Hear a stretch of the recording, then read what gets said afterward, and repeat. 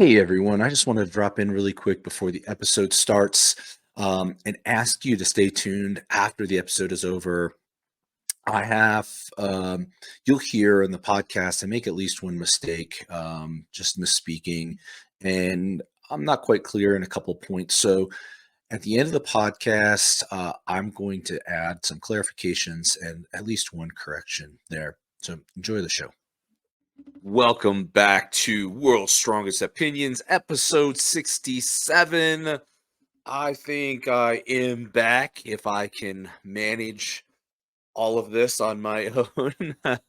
I am finding a major struggle with content creation. And actually, this solo dynamic, I think I'm going to end up having to bring other people back on because I cannot speak coherently. I'm going to try. It's harder to speak coherently and consistently with like good flow by myself. But I'm going to give it a try here. And, I'm kind of trying to take responsibility and, admit my weaknesses and get better, especially with content creation. I'm always in like such a hurry, posting typos and not taking the time to have a good format. And, as you can see, my background is updated a little bit, not because of me, because of my girlfriend giving me some pointers. And actually, well, she physically rearranged a bit so that there was a little better ambiance behind me. And also, I'm such a boomer. We found out that all of this entire time, I've had film on the lens of my new camera. I bought this new camera thinking, this is going to be great. I'm going to have better image, and it still sucked. And lo and behold, it's because I'm a boomer, and I apparently don't even know how to remove the film from the lens of my camera. So hopefully this is a big improvement. But kind of getting back to the comment on responsibility, that's what I want to talk about today. I mean, responsibility, mental game. What it takes to extreme responsibilities, like a big part of like my personal everyday philosophy. And I know there's other people out there, celebrities, authors, influencers, what have you, that have their version of extreme responsibility, or like Jocko has extreme ownership, but I've never read Jocko, never really cared to. But there's other authors like Mark Manson, the author of The Subtle Art of Not Giving a Fuck. Grant Cardone, the 10X rule. That's all about working really hard, but it's a form of extreme responsibility, right? If you want to get ahead, you need to work really hard, or harder than the next guy. I mean, if you want to be successful, and you have to read the book to get an idea of what his definition of success is. It can come in a lot of different flavors, of course, but there's kind of this debate going on in our country, in the United States, and I think a little bit around the world right now about nutrition, specifically, and it seems to be becoming a bit politically polarized. And there's people out there that, man, they want to die on a hill of what the proper diet is, or that that highly processed foods and sugar really aren't that bad for you, and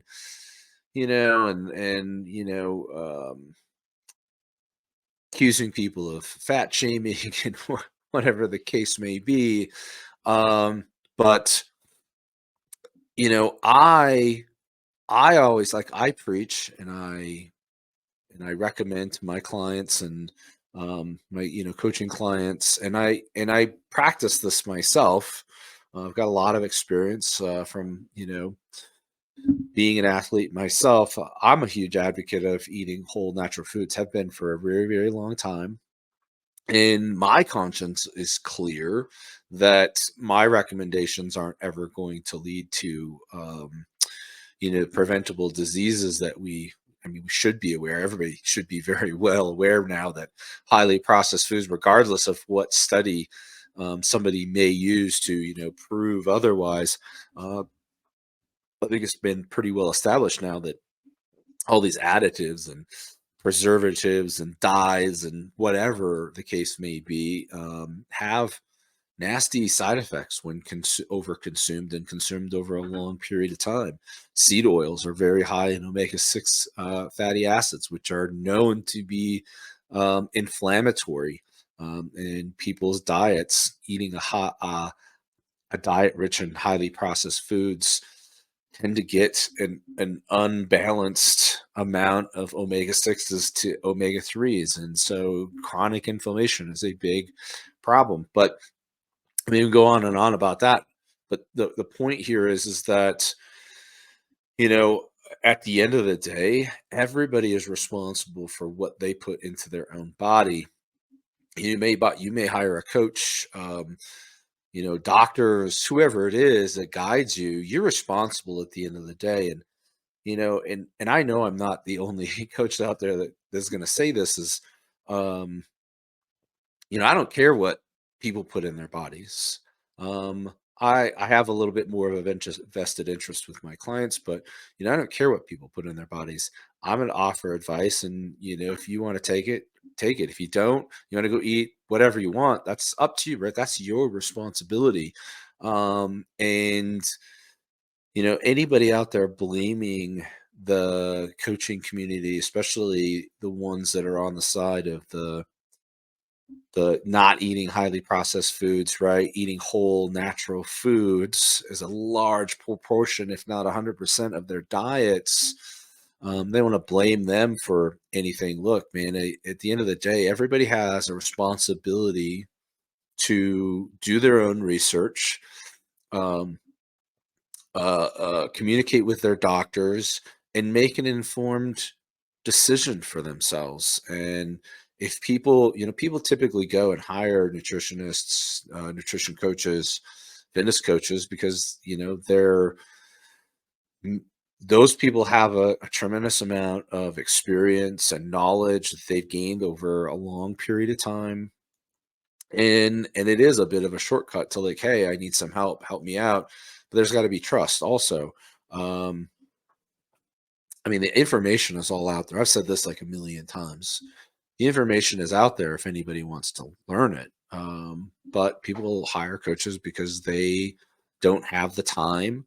They're looking for a relationship with somebody, looking for that assistance rather than having to go and figure it out all on their own. But still, at the end of the day, every single person is responsible. And anybody that knows me has heard me say for years and years and years, um, especially when talking about people on steroid cycles, that I can advise you to the best of my ability. And I know a lot of times I have more knowledge on that topic than a lot of the gym bros who are just like, hey, I know you have lupus, but just go take 100 milligrams of Anavar, like a fucking idiot.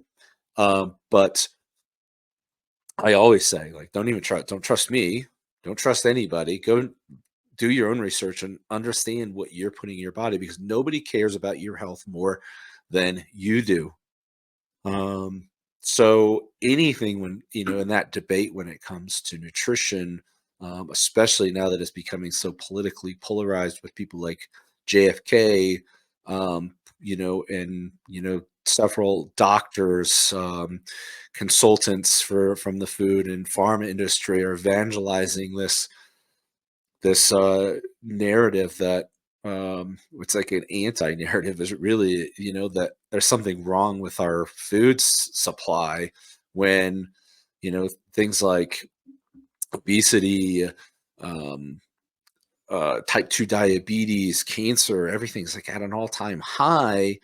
And 70% of our food, at the food that you can buy at the store, is all highly processed and full of refined sugars, right? Something like 92, 94% of Americans have at least one metabolic marker that is, um, showing metabolic dysfunction.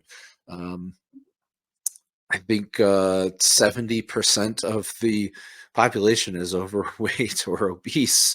Um, and it's around 50% of Americans live with at least one um, metabolic disease. So, um, there's a problem. and it's unfortunate that it's becoming politicized because of a specific person, who is endorsing a specific presidential candidate that is becoming polarized. Like, somebody needs to take a stand for the citizens of the United States when there's so much corruption between mega corporations, the pharmaceutical companies, and our three-letter government agencies, right? And it's just no secret.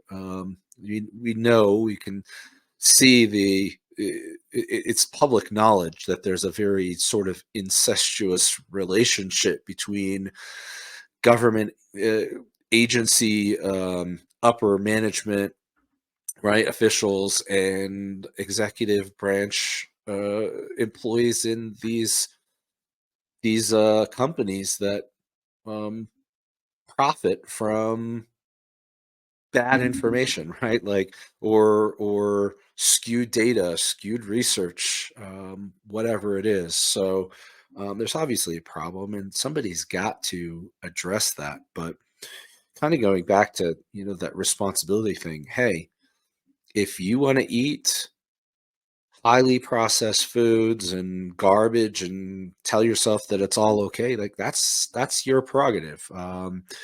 At the end of the day, like I said, I don't care what anybody eats. I'm going to keep preaching what I know, what I have experience with, what I know is, from personal experience, is a healthy diet, and I'm going to have a clear conscience at the end of the day, when I'm toes up in the grave, that any advice that I gave is sound. Eating whole natural foods without additives, without refined sugars, without being highly processed, full of seed oils and everything else. Like, that can't hurt you. It quite literally cannot hurt you. So, people can argue about red meat and whatever, but for every study out there that says that red meat is bad, there's one that says that it's good. So, and again, as new research comes out, it's becoming very clear that the cause of a lot of these preventable metabolic diseases really is highly processed foods, sugars, seed oils. Like, it's really just highly processed foods. So, I'm not here to ever push a specific diet, right? I don't promote carnivore or paleo or veganism or anything like that. Like, that's what you want to eat it, fine. But um, do so by eating whole natural foods. You can't go wrong. You just literally can't go wrong. Um, but kind of getting away from that, talking about like extreme responsibility, I kind of attribute that to everything in life. I've talked in the past about my former addictions to drugs and alcohol and cigarettes. Cigarettes were actually probably the most addictive substance that I've ever used in my life. I don't think a lot of people really understand how insanely addictive cigarettes are. Now, some studies have said that nicotine is more addictive than heroin. I don't know. I did. That is one drug I never used. I never used heroin. I used copious other drugs. But I know that, we're talking about kind of that extreme responsibility. There's a mental game there too. And I've said this many times to a lot of people, that when you want to change lifestyle habits, addictions, um, there's no amount of treatment or interventions or incarcerations that are going to make you change unless you want it with every ounce of your being, and own the fact that it's you doing that to yourself. You have the free will and the choice of what you put in your body. And I hate the I really hate the term, or the concept, that addiction is a disease, because that releases the addict of responsibility, and it makes them a victim. And anytime you become a victim, you become powerless to something like addiction that you have 100% control over, right? And you have 100% control over preventable diseases by what you put in your mouth. Um, but you have to own that, and you have to take like extreme responsibility and say, like, nobody's doing this to me. I hear every once in a while I'll be in a conversation with somebody, and they'll blame, their partner or something, like, he didn't stop me from drinking all this alcohol. Well, that's not his responsibility to, good partner should hold you accountable, but at the end of the day, you're the one that's choosing what you're putting into your body. It's nobody else's fault. And when you're pointing fingers, you're becoming a victim and becoming powerless to something that you have 100% control over, right? Extreme responsibility. You're responsible for, you know, you, this is what I like about Mark Manson, and the subtle art of not giving a fuck is he kind of talks about, how everybody's dealt a hand. It's nobody's fault what hand that they're dealt, right? Bad things happen to us, and some of those bad things aren't our fault, but we're still responsible for how we choose to play the hand that we're dealt. And we're responsible for how we choose to respond to the things that happen to us, how we choose to feel, and how we choose to live and act and behave moving forward. And there's nothing worse than, like, all of us have been through terrible experiences. I know I have. I'm not going to talk about that here, but there's, one of my pet peeves is when somebody, has had a bad experience with another person, whatever that is, at some point in their life, and then they choose to be, an asshole for the rest of their life, and then turn around and say, well, my behavior is all that person's fault. It's not. Yeah, that person is at fault for whatever, harm they did to you at that point in time. But every day forward, it was your decision how to behave and how to act and how to treat others. We all have a choice.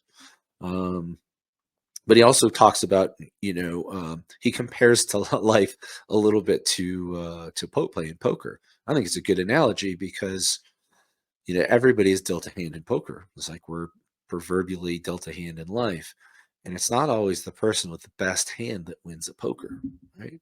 It's the person that makes the best choices, the best decisions with the hands that they're dealt, right? And how they choose to respond and act and behave. So, getting back to addiction and lifestyle changes,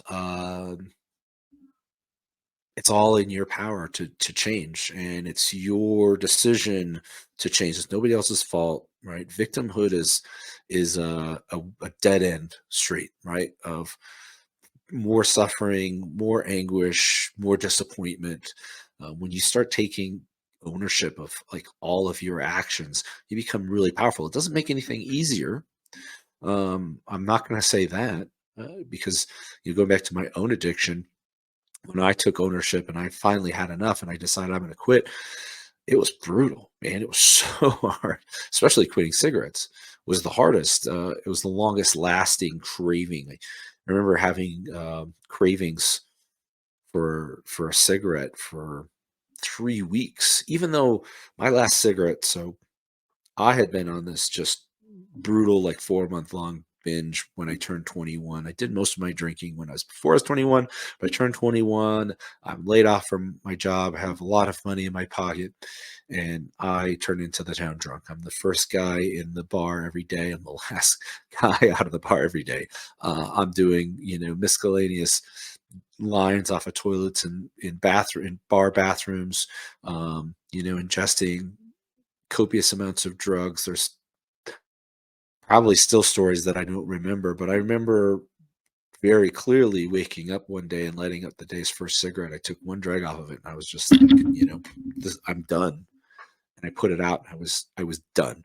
And up to that point, I knew I should have quit. And I had tried feebly a couple of times because I knew the health risks. Um, and I tried chewing Nicorette gum. I tried the patch, and none of it worked, of course.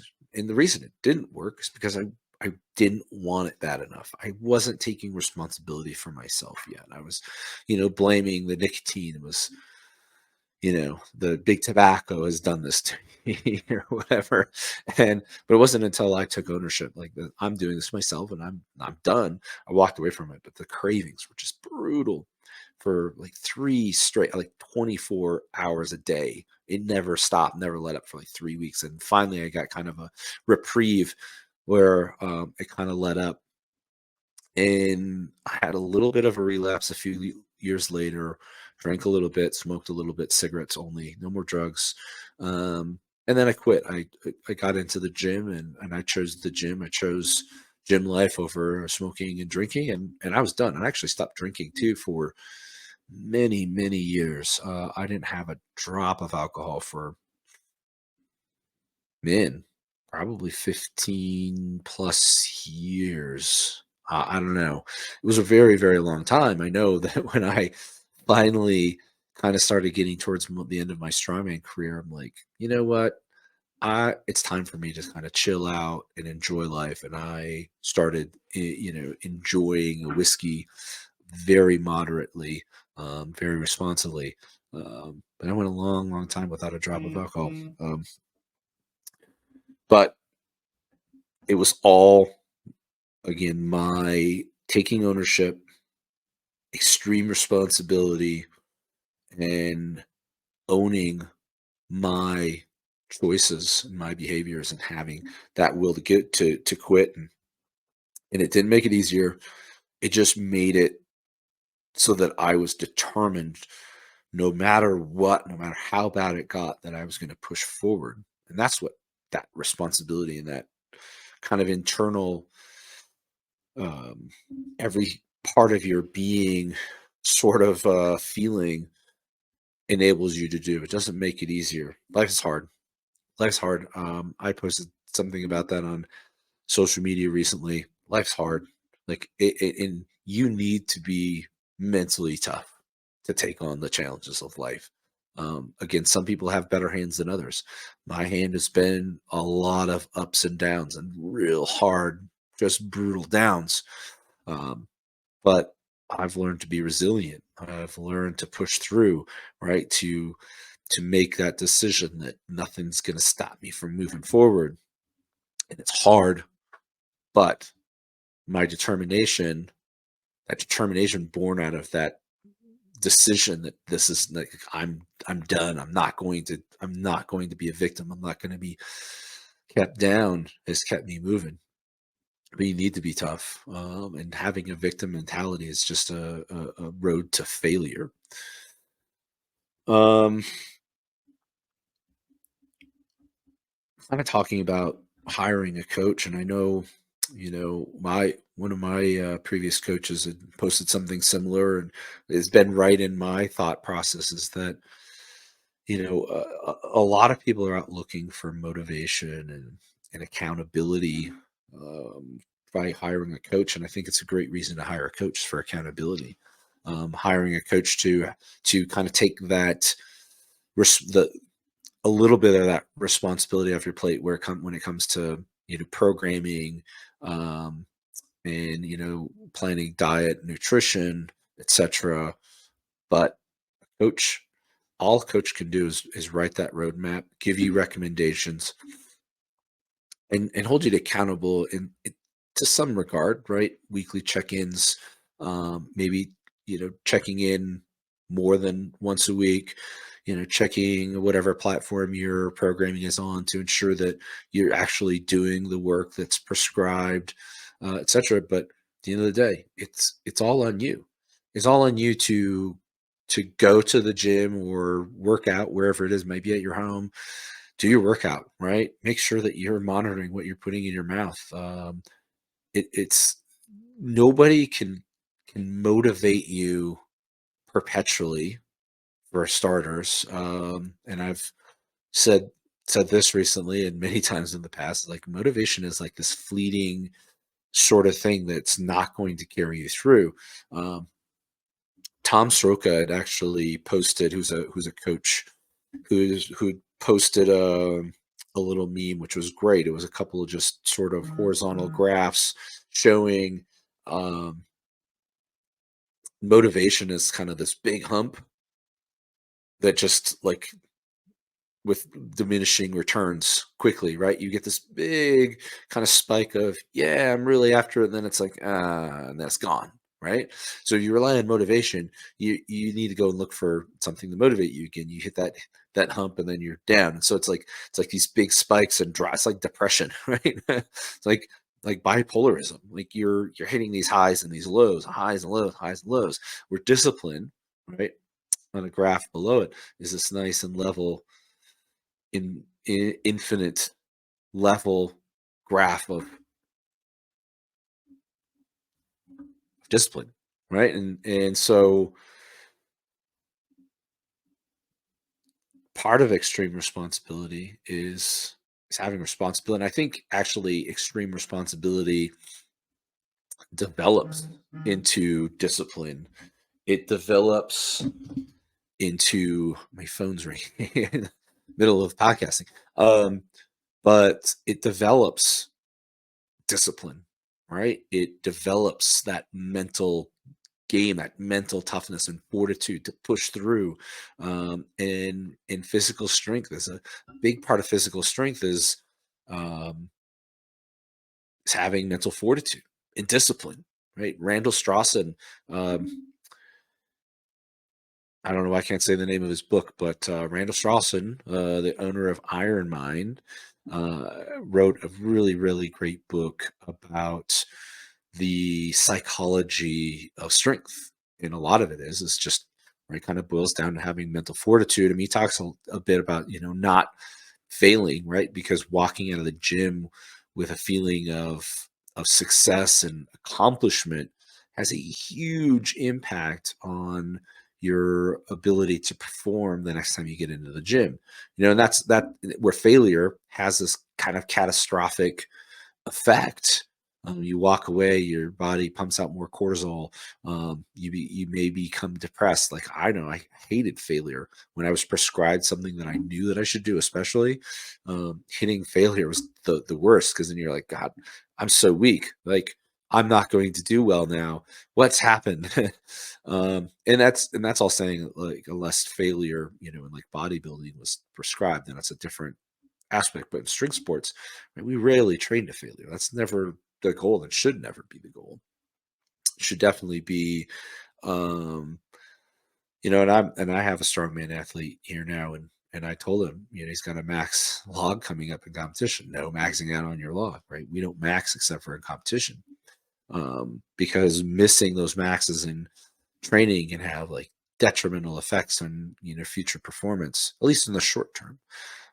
Whereas having the kind of inner intuition or introspectiveness that when your body is not prepared to even hit the weights that you're prescribed, I'm a huge advocate of this too, is taking deload days, unprescribed deload days. I'm not even really a big fan of prescribing deload days because I look at um, it, if it's not warranted, then it's wasted time that could be put forth to more quality workouts, whereas unplanned unprescribed deload days are way better because they're applied when they're actually needed, right? The goal is to not abuse that, but um,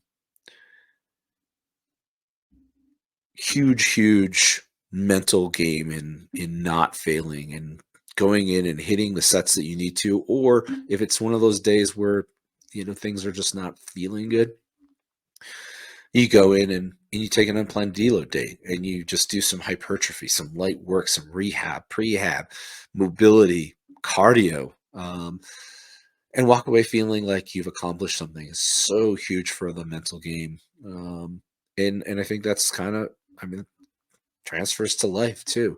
Having the confidence, avoiding things that damage your confidence. And I know that's not always easy in the dynamic universe around you, but having the ability to let go of the things that you can't control will go a long ways to managing that your mental perspective on a day-to-day basis. And I struggle with this too. Um, it's so hard to get wrapped up in what is happening to us, and things that we can't control, and what did I do to deserve this, and this is so hard, and it's unfair. Life is not fair, unfortunately, and having it's with everything. It's repetition, right? It's a practiced um, behavior or ability or skill, right? Letting go of the things that you can't control. Uh, and I read once, and I don't know if Buddha really said this, and I'm not a Buddhist, mind you, but it's a good quote. And it said, being mad, so kind of how you choose to respond, and letting things that you can't control bring you down. Being mad at somebody is like drinking poison and expecting the other person to die.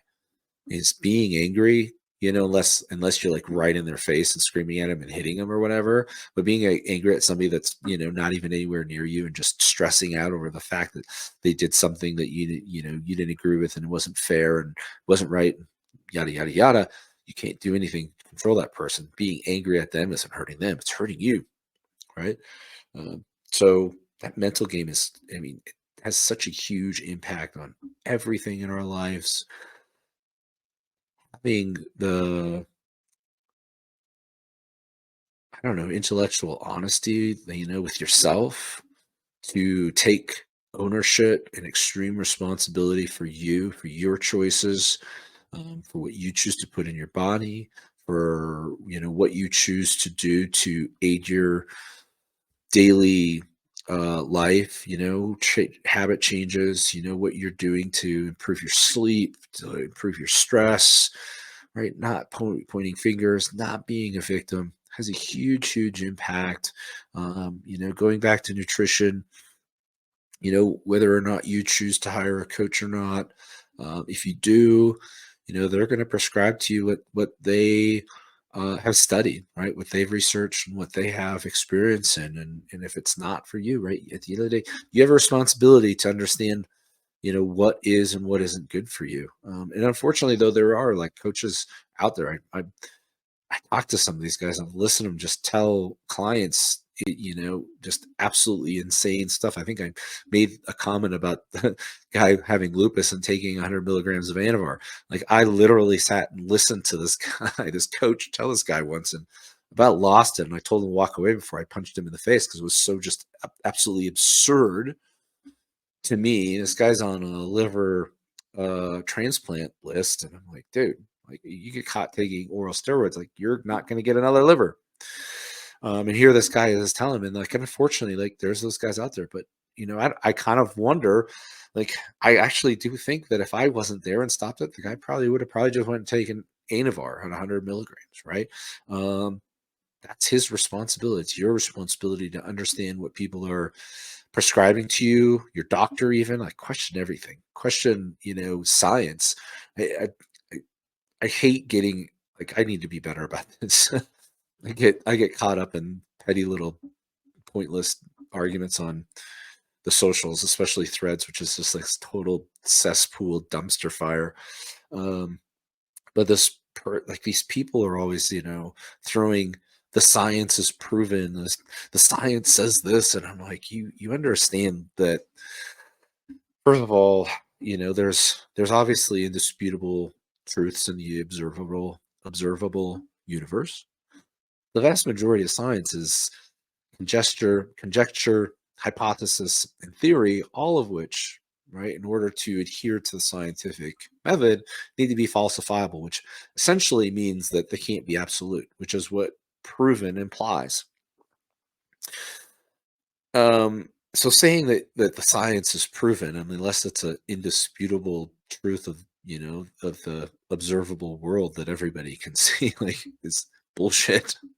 But on top of that, um, there's so much corruption in so-called science. Like, I tell people this all the time. Like, trust in the scientific method. It's a set of rules that's intended to ensure that research is conducted um, ethically, um, without bias. Right? I guess ethics kind of covers all of that, but um, trust in the scientific method, but don't trust the people that claim to use it. There's so many ways to manipulate the scientific method to produce bad research.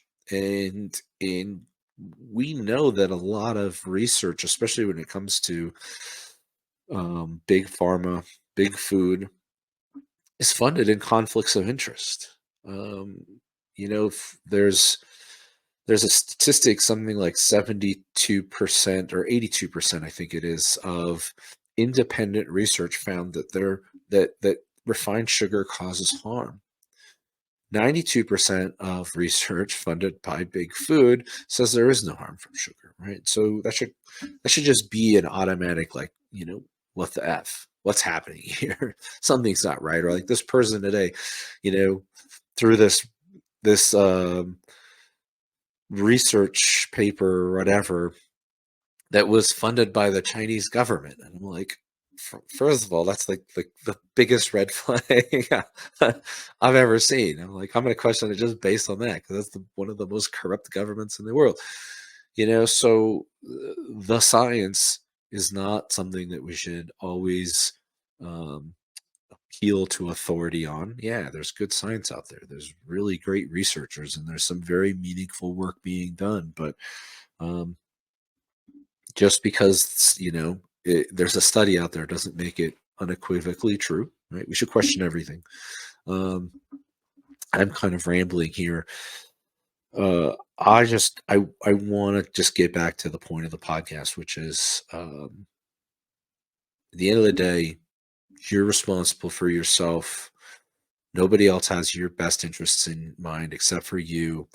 There's absolutely nothing wrong with anybody simply promoting a whole food, natural diet, especially when high in protein, right? Fats are not bad for us. Dietary cholesterol's been shown now to not affect our blood lipid levels. There's plenty of research that shows that refined sugars, like, you don't need that stuff, right? That's kind of how I approach it. Is like, can you have a little bit? Yeah, probably. I think a healthy person can probably tolerate, in moderation, a little bit of refined sugar and highly processed foods, to some extent. People that are already in like absolute, like, having metabolic issues, they're in such metabolic dysfunction that they're now like type 2 diabetes, obesity, insulin sensitivity, high blood pressure, whatever it is, probably should avoid that stuff. Um, but I kind of look at diet as, do we need that stuff? Nobody ate canola ever that I'm aware of. That's not a staple in any human diet until they discovered they could squeeze oil out of it, which is really high in omega 6s. You don't need to eat that. It's not going to hurt you to not eat it. And I always kind of look at it, if it's not going to hurt me to not eat it, it could probably only be a benefit, right? If I don't need that in my diet, then it's okay to cut it out. It can't hurt. It's not going to cause any problems. And if it does turn out to actually be really unhealthy, then I'm good. I'm fine. If it does turn out to be healthy, well, fine. I'm still doing fine anyway, because it's not part of the human diet. It was never a historical part of the human diet anyway, and people live just fine. And I hate the fallacy that everybody brings up, well, our ancestors had short, lifespans. Well, yeah, because it's massively skewed because of infant mortality, also because of acute diseases like viruses and infection, right? Which modern medicine is actually really great um, for acute problems like viruses and infections.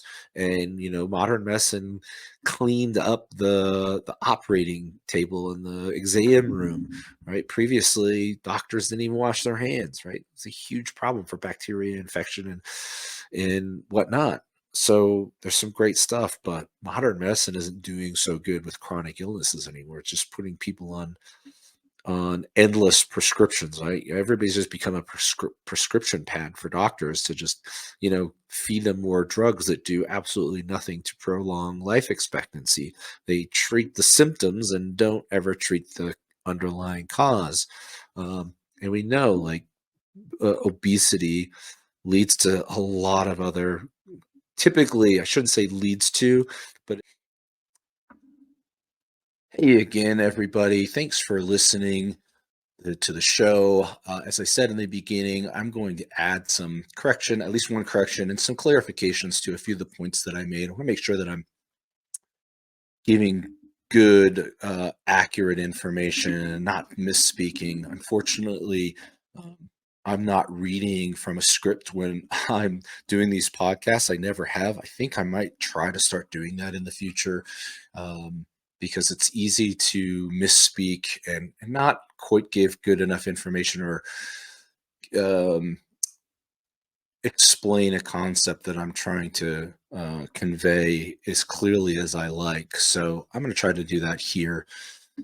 For starters, at 8 minutes and 15 seconds, I accidentally referred to RFK, Robert Francis Kennedy, as JFK, and I definitely meant RFK Jr. Just want to make that clear. Innocent mistake, misspoke. JFK, I think, is a more common acronym for a famous president than RFK, but we all know who RFK is. That's what I meant. At 9 minutes, to clarify here, I just want to make sure that am providing the right statistics and information. For starters, in a study by the University of California, North Carolina, rather, they found that only 2.2% of Americans are metabolically healthy, meaning 88.8% are not. I stated a lot, like maybe up to 94%. I think there is a study that says that, but this particular one is 88.8% are not metabolically healthy. For the obesity comments, the most recent data from the National Health and Nutrition Examination Survey show that 73.6% of adults over 20 years old are either overweight or obese. And now, to the point that there are a significant number of Americans that are living with at least one metabolic disorder. I couldn't find that study to reference here, but a study recently published by the Journal of American, by the journal, it's not the journal, it's Journal of the American Medical Association, showed that 90% of Americans meet the criteria for at least stage 1 cardiovascular kidney metabolic syndrome.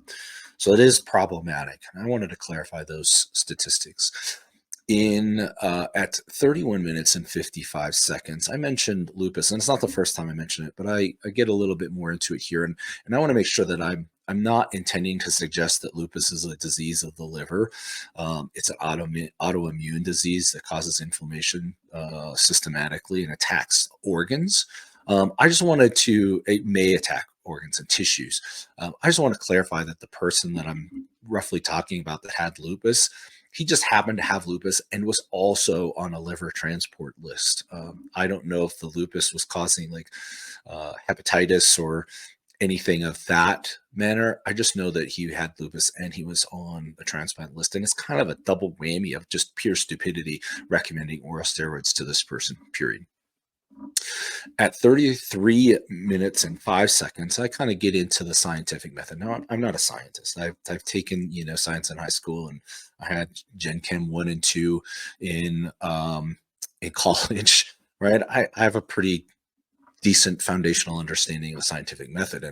And kind of the point here is that science is not absolute, but it is common for the most current understanding of theory of any natural phenomenon to be accepted as the most current explanation, right? The best explanation to the best of the scientific community's knowledge. And those explanations are, in fact, and theories are, in fact, rigorously tested and repeatable. That's kind of what makes them theory. And kind of getting back to like they can't be absolute. That may not always be observable with the naked eye, but to adhere to the scientific method, as I just said, they cannot be absolute and must remain flexible to change or even discarded as new evidence becomes available. So my point was simply that calling the science settled or proven in and of itself violates the scientific method. I just want to be clear on that. And I also didn't touch on I did not touch on the peer review process, which is important because a lot of people kind of throw that around too. Well, it's peer reviewed, so it must be good. Well, it's important to note that that system is really broken too, due to groupthink, activism, journal bias, and good old boy clubs that can force researchers to cave to special interests and narratives that align with the core body of reviewers' um, approval. So we got to be wary of that. And overall, I believe that one should always be wary of what is thrown around as proof and of this or that, especially when it comes to science. Because not only, again, there are financial motivations behind the so-called research, and a lot of what we discuss when it comes to diet and fitness, especially nutrition, is not consistently repeatable due to the very many unique internal and external factors that influence how each individual responds to a specific nutrient or stimulus. For every study that says meat is bad, there's one that says it's good, and so on. And I mean, that's for a lot of stuff when it comes to diet and nutrition, right? I mean, eggs is notoriously, from year to year. I've been on this earth for 46 years, and I can't count the number of times that eggs are bad for you, and then they're good for you, and then they're bad for you, and then they're good for you, right? It's because it's anything but settled. Therefore, I really personally believe the best we can do is follow the money to determine who benefits the most from the outcomes. And my personal rule of thumb is if there's a government agency, food producer, farmer company, investor in the product, special interest, etc., funding that research, it's a big red flag worth considering and questioning. And I believe in questioning everything. Trust no one, especially government agencies and big corporations. At 36 minutes and 22 seconds, and this is the last clarification, I just want to make sure that listeners know that I was specifically referring to animal fat is not being bad for you. Saturated fat is not bad for you. You literally need saturated fat to live. But there are fats that are bad for you. Trans fat, hydrogenated fats, and other chemically alterated fats really should be avoided. But eating animal fat, animal protein, eating an omnivorous diet in general is healthy. And it's not extreme, right? There's extreme diets like carnivore, the ketogenic diet, the all raw food diet. Veganism is an extreme diet. And I also believe that it's extreme to eat a diet that's 70% highly processed foods and refined sugar, right? It's extremely unhealthy. So kind of talking about diet, just one last bit is there is nothing extreme whatsoever about recommending a whole food, natural, omnivorous diet whatsoever. That's all I've got. I appreciate you guys listening, and we'll see you next time. We hope you enjoyed this episode, and don't forget to like, subscribe, share, and follow us on Instagram for updates. We'll catch you next time on World's Strongest Opinions.